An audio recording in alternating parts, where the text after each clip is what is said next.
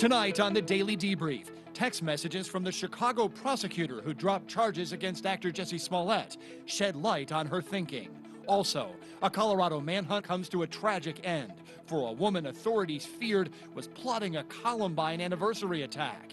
And shocking defense revelations cast doubt on whether a California man murdered a family of 4. The nation's top criminal cases are on the Daily Debrief. It's Wednesday, April 17th.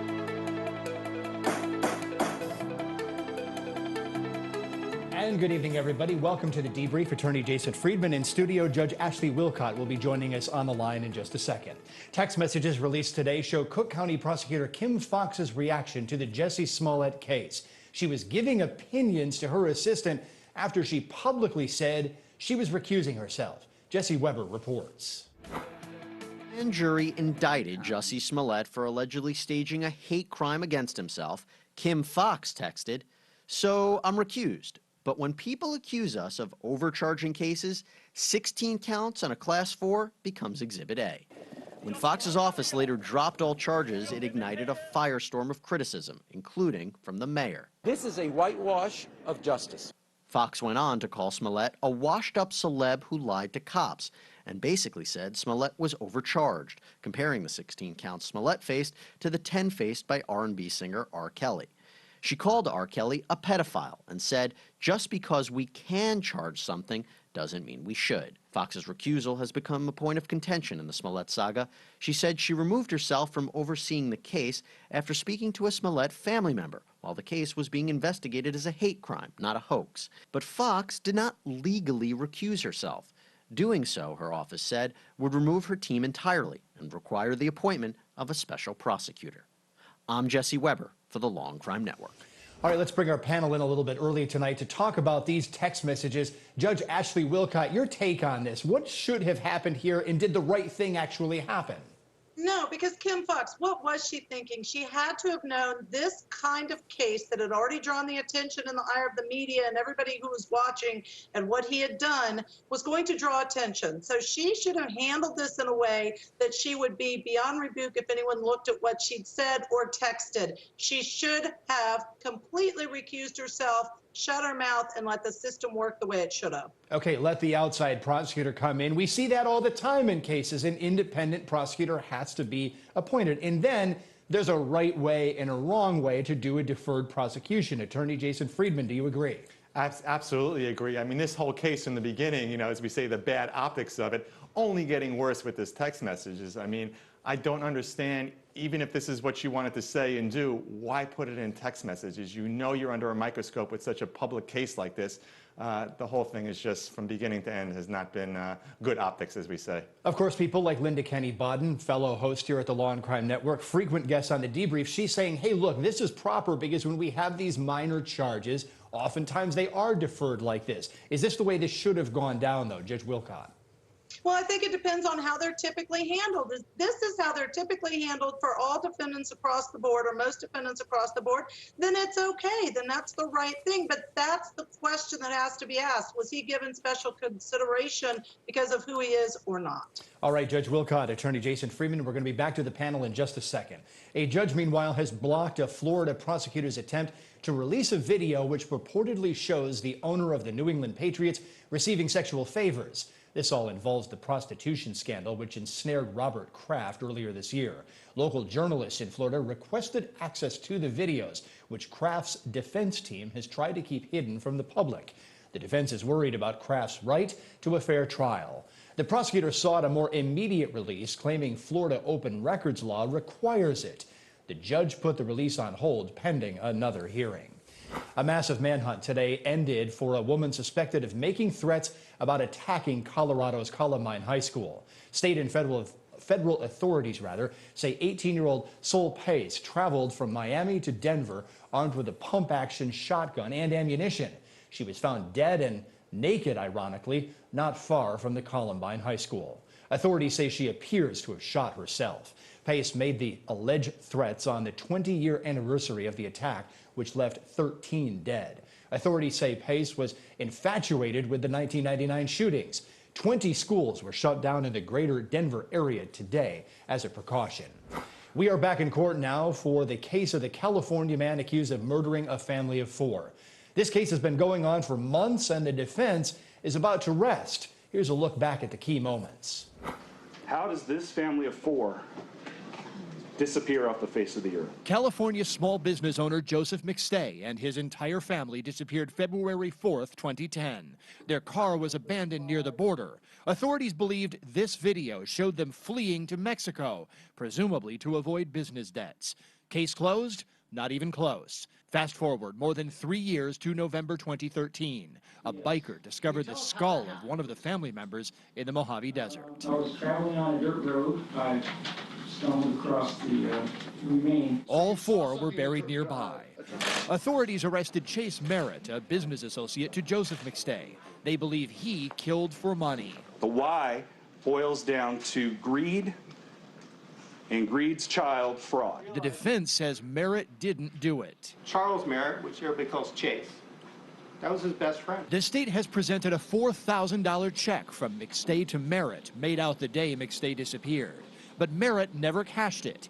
He told police there was always money and merchandise moving back and forth between him and McStay, since they frequently did business together. Someone calls you that indicates that they are Joseph McStay. Someone with at least some access to McStay's business accounts tried to change his QuickBooks software right after McStay vanished. The state also presented cell phone searches for information about the family's disappearance, made by Merritt, shortly after the family's bodies turned up in the desert. In those graves, a hammer prosecutors believe was the murder weapon. Matching rug. Also, shards of a bath mat. Authorities think it matches linens missing from the family's home. They were beaten about the head and face until they died. The family's home, prosecutors say, is the crime scene, but evidence is scant. You will look for things, signs of violence, correct? Yes. And you didn't see any of them. No, sir. One officer who took photographs there realized back at the lab that she may have found blood on the family's table, but she didn't see it when she was in the house, and it was cleaned before anyone knew it was there. When I saw it, I was horrified. Why? Because I thought it was something I missed. The defense is pointing to an alternate suspect who also did business with the family and to unknown DNA found in the family's graves. Defense tests on 2 items found buried in those graves revealed the DNA profiles of 3 unknown people. The unknown profiles came from a rope tied around Joseph McStay's neck and from Summer McStay's bra, which was cut, presumably by her attacker or attackers. The unknown profiles are from none of the McStays and are not from defendant Chase Merritt. Who were they from? And why did police not perform good enough tests to discover this evidence themselves? Do the DNA profiles recovered from those items contain the identities of the true killers? The defense is asking a lot of questions that the prosecution did not answer during its case in chief. Today in court, testimony centered yet again, however, on financial records. The prosecutor's objections made it hard for the defense to make its case. Does the 0 number there correspond to Chase being paid what he's owed according to this spreadsheet? Objection calls for speculation and hearsay. This column, so the 0 is the sum of the balance column that we were looking at before. We already established that the balance was the what was identified as dollars to Chase, subtracting the payments listed in there. So again, if the payments equal the amount owed to Chase, that was 0, and the grand total sum of this is 0. So yes, this is showing that at the end of the day, Joseph and Chase were squared away. And I do know that Joseph is the author of this document, as well as the last author. When law enforcement interrogated Chase Merritt, they told him that they plotted his phone using GPS precision to have been near the McStay grave sites. The defense said the records were nowhere near that precise. In your case summary, you indicated that on February 4th, Mr. Merritt was in Fallbrook, right? And he had turned off his cell phone as to not be, so he could evade his location. That was my belief, yes. Okay. And then on February 6th, So, in other words, you were saying that while he's killing the family on February 4th, he turns off his phone so that his location won't be known, correct? I don't know that he turned it off at the time he was killing the family, but I believe it was turned off before the murders happened, yes. And then, 2 days later, when he's burying the bodies, he turns it on and makes a series of phone calls to his wife and daughter. Is that Objection correct? assumes facts, not evidence, and is argumentative. And you wrote that in your summary, that his phone was on during the time that he's burying the bodies in the desert, correct? Believe that what it... Same objection. Judge Ashley Wilcott and attorney Jason Friedman are back on this case for some more analysis here. Let me get this straight. 3 unknown sources of DNA on items that the attackers had to have used to tie this family up. Is that enough reasonable doubt, Jason, for this to be done for the prosecution? It definitely could be in conjunction with other potentially shoddy police work. I mean, if there was blood on the table that was missed, there's DNA that is not being analyzed, and you're already behind the 8 ball when you have a case where the murders happened in 2010, the bodies aren't found until 2013, and then a defendant is arrested a few years later. So I'm thinking, yes, reasonable doubt. Judge Wilcott, why is the defense the one that's calling up these DNA tests? Why did the police not find this? Well, that's the defense's point, right? So if you add the circumstantial evidence plus the holes in the investigation where things were not tested that should have been, then I do think that amounts to reasonable doubt. But that's the exact point of the defense. Police should have done this and didn't.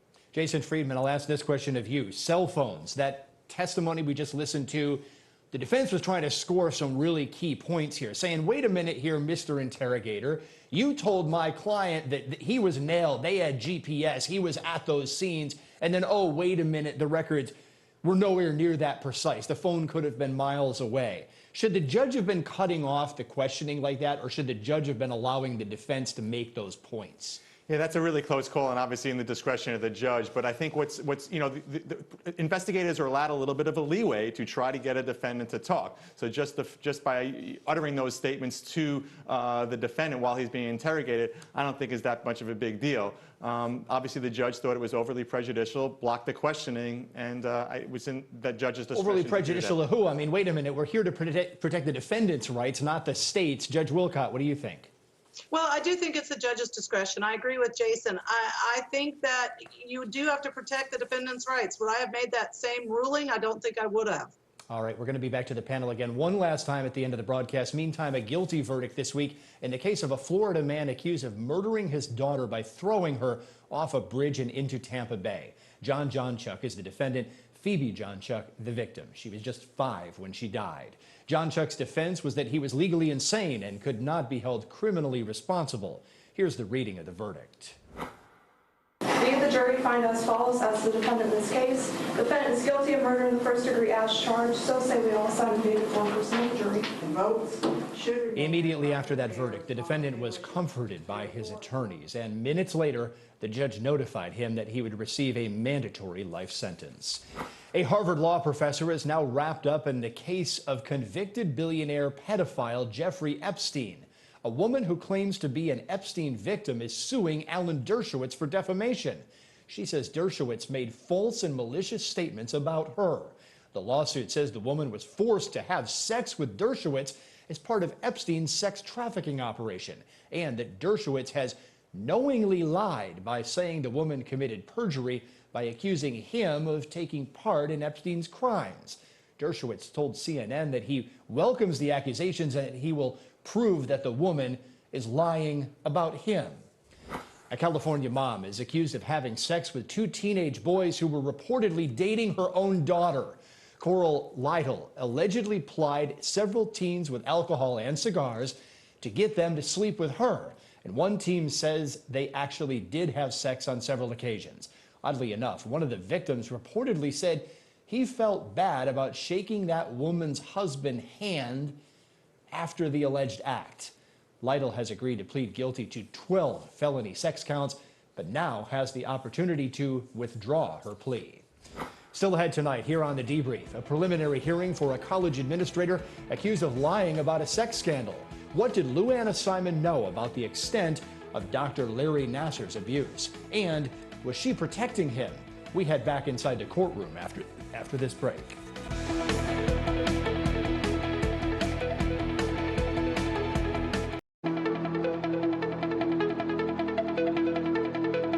A bumpy preliminary hearing is once again on hold for the Michigan State University president accused of playing a role in a sex abuse scandal. Luana Simon is facing charges that she misled the authorities about her knowledge of gymnastics Dr. Larry Nassar's abuse of girls and women. Simon's preliminary hearing began in February but sat on hold until early this month. After 2 days of testimony, it was again put on hold until this week. The hearing is so a judge can decide whether there is enough evidence to try Simon on charges she allegedly lied about her alleged knowledge of the Nassar mess. Way back at the beginning of this hearing, Nassar survivor Amanda Tomashow testified that she reported Nassar to university officials in 2014, but that it took a month for them to respond.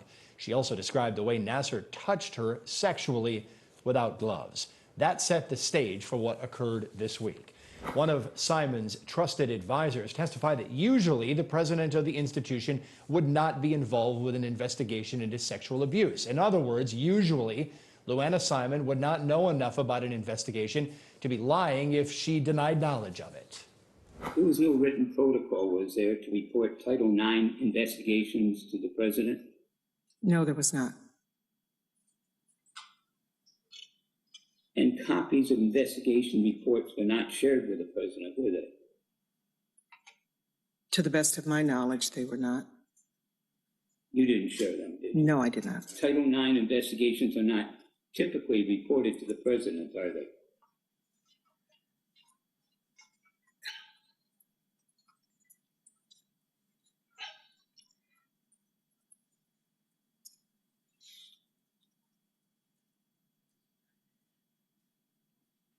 The president would be aware that we had Title IX investigations, but the detail of those were not typically disclosed to the president. Later, that same witness seemed to struggle to remember whether then-President Luana Simon, the defendant here, was indeed involved with Nassar's case. To the best of your knowledge, President Simon was not involved in any aspect of the 2014 investigation of Larry Nassar.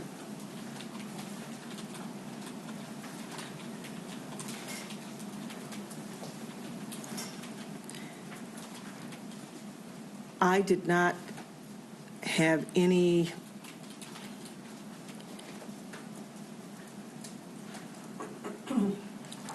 I did not ask Dr. Simon to be involved in any way. So to the extent of my involvement, I would not have asked Dr., at least I have no recollection, nor do I believe, I asked Dr. Simon to be involved in that case. You asked Ms. Moore to send you details regarding Ms. Tomashaw's complaint while you were at the track meet. That was so you could inform Dean Strample of the allegations, is that correct? That's what I stated was my recollection of the reasons for having her provide me with information. And that's because Dean Strample was a unit administrator, is that correct? Yes. You don't have any recollection providing Ms. Simon with the details of Ms. Tomashaw's complaint that was set forth in the email Christine Moore sent to you on Friday, May 16th. Is that correct? That's correct. In 2013 and 2014, Title IX investigations overseen by your office were not done in a shoddy, haphazard manner, were they? I don't believe that they were. Did you believe the investigations were handled efficiently and thoroughly by your staff? I believe that they were. Last week, an in-house attorney for Michigan State University got into this exchange over her handling of this case. So in your 2014 investigation, what did you miss? Objection, Your Honor. The question is argumentative. She hasn't testified she missed anything. Okay, I'm going to rephrase it. Did you miss something?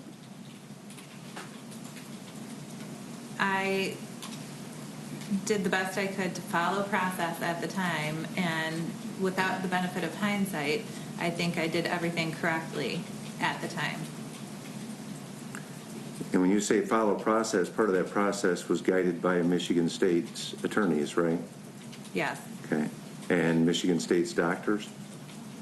Yes. So all of them sort of told you the parameters of your investigation? I had a context in which I operated, yes. Were you offered access to any prosecutors or anybody with criminal prosecution experience to handle the largest sex offender in Michigan's history? Your Honor, I'm going to object to relevancy. If you overrule me, Your Honor, I would like a continuing objection to this line of questioning, please. An objection and an even stronger objection there. Look, back to discuss this one. Attorney Jason Friedman, Judge Ashley Wilcott. Judge Wilcott, this is the world's most drawn-out preliminary hearing. They start in February. It's on pause for a couple months. It's back this month. They're not going to pick this up again until June, I think it is. Procedurally, is this the way you do a preliminary hearing? I mean, typically, Aaron, they don't last this many days, but I'll tell you, a defense does this when they want what I call free discovery. They have a right to do it. They want all of the discovery, all of the information, all of the evidence as they prepare their defense and make their motions. The thing that's unusual, but I'm sure it's based on the court calendar, is that it gets prolonged months in between. But that's what happens if the docket is full and there are no dates easily available. Judicial economy, we know a lot of judges are overworked with a lot of cases. We understand that, and that may be what's behind this. So Attorney Jason Friedman, in our remaining seconds here, are these careful answers from these witnesses, or are they questionable answers? Well, they seem to be very softball questions given to these witnesses, and yet they're hesitating to give basic answers. I don't think the witnesses are very credible, but keep in mind the whole purpose of the hearing. It should be much more streamlined. It is a probable cause hearing. It's not a trial on the merits. It's to determine whether or not there's probable cause to think that a crime was committed and therefore trigger a full-blown trial. Yeah, we're here at a really simple stage of this. It's like, is there enough evidence to even go to the next step? That's the question here. It looks like a trial. We're going to keep an eye on it. Judge Ashley Wilcott, Attorney Jason Friedman, appreciate both of your insights on the debrief tonight. Thank you. Thank you, Aaron. And that's all the time we have for tonight. We hope you'll join us again tomorrow at 5 o'clock Eastern, right here live on the Law and Crime Network with our recap of the best moments in cases nationwide. Our live coverage of cases overall begins at 9 a.m. Eastern. We'll see you tomorrow.